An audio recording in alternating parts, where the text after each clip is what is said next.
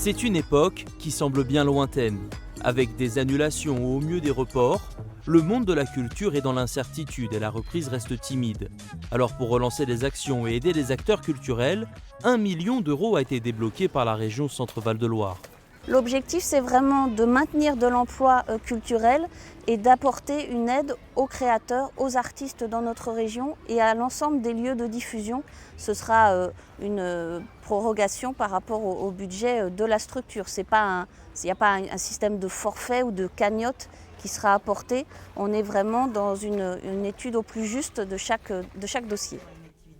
Dans ce théâtre de 200 places à Lignières, le directeur chiffre à 90 000 euros le manque à gagner entre le mois de mars et de juin. Au-delà de l'allocation potentielle qu'il peut recevoir, il juge positif le soutien apporté. Pendant pratiquement 6 mois, on n'a pas vu un seul spectateur. Simplement avoir du soutien, certes financier, mais c'est aussi un soutien humain. C'est des gens qui comprennent la situation, qui essayent de la comprendre et qui sont à nos côtés, qui comprennent aussi qu'il faut réduire les incertitudes et les angoisses. Ça, c'est important aussi. Dans la région, près de 30 festivals ont été annulés et les lieux de spectacle ou de cinéma sont loin de faire le plein de visiteurs.